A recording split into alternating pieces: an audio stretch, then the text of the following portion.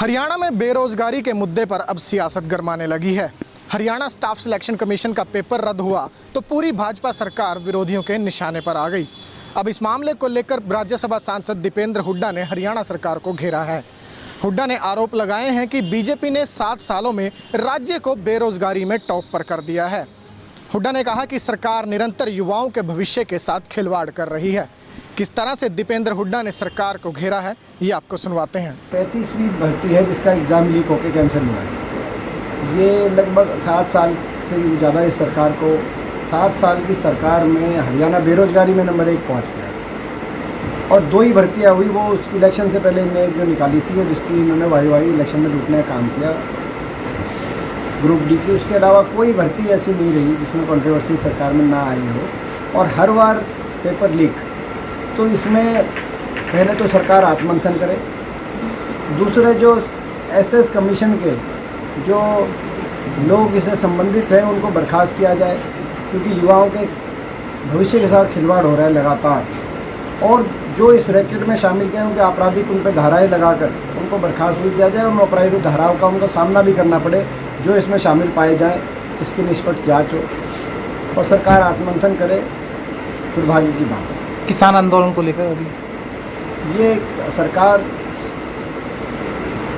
किसान को बिल्कुल नज़रअंदाज करके जो चल रही है, वो उससे बड़े दुख होता है हमें, क्योंकि ये 3 कानून जब से आए हैं तब से देश का किसान सरकार से बार बार आग्रह कर रहा है कि इस पर पुनर्विचार हो।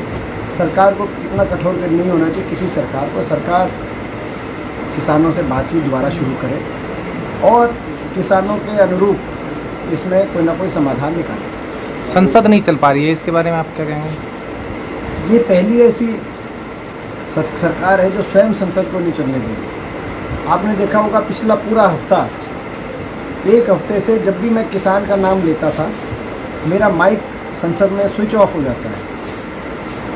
तो क्या सरकार को किसान के नाम से क्या एलर्जी है या विपक्ष की के जो है नाम से एलर्जी है? क्या कारण है? सरकार आप ये मगर जनता के सामने है। 3 बार ये इस हफ्ते में हुआ। मैं संसद में खड़ा होकर बोलने का प्रयास करता हूँ, तो जैसे ही किसान शब्द का उपयोग होता है वहीं मेरे माइक को काट दिया जाता है, स्विच ऑफ कर देते हैं माइक को। तो ये नहीं होना चाहिए। हो सकता है मैं कोई ऐसी बात कहूँ जो सरकार को जो है, मैं कभी कोई जो है ऐसी बात मैंने आज तक कभी नहीं कही कि भाई व्यक्तिगत किसी को हाथ हो या चुपाने वाली बात हो। मैं केवल मुद्दे की बात करता हूँ, ये मेरा रिकॉर्ड है। तो ऐसे में भी अगर विपक्ष की आवाज़ आप बिल्कुल ही उठाने की जगह नहीं देंगे तो उससे लोकतंत्र का नुकसान है, फायदा नहीं। संसद में किसानों के मुद्दे पर बोलते हुए दीपेंद्र हुड्डा का माइक बंद हुआ तो दीपेंद्र हुड्डा ने उस पर भी खुलकर नाराजगी जाहिर की है। ऐसे में अब आने वाले वक्त में देखना यही होगा कि विपक्ष किस तरह से किसानों की आवाज़ को बुलंद करता है।